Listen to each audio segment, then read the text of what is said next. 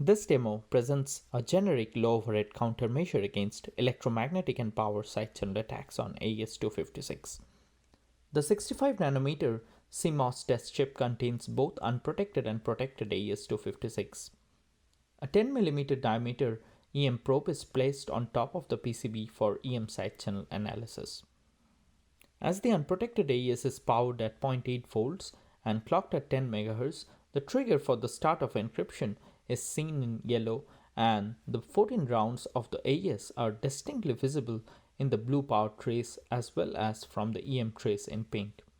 The unprotected power trace measured across a 1 ohm resistor shows 150 mV in amplitude, while the EM signature is 10 mV. Now, as the protected AES core is powered at 1 volts and clocked at 10 MHz, along with an external reference current, the trigger for the start of encryption is seen on the oscilloscope in pink.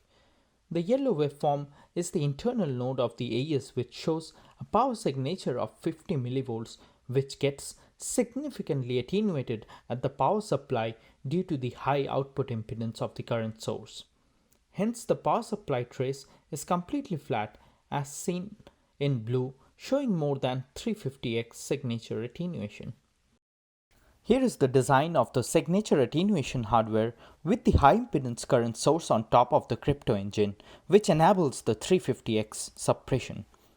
To prevent EM side channel attacks, the crypto IP along with the current domain signature attenuation hardware is routed locally within the lower level metal layers, such that the critical signature is significantly suppressed and then passed through the higher level metal layers, which is the main source of the EM leakage.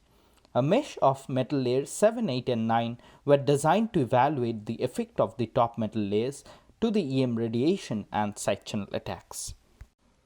A correlational power attack performed on the unprotected AES reveals the first byte of the secret key in 8000 traces, while the attack was not successful for the protected AES core even after 1 billion traces.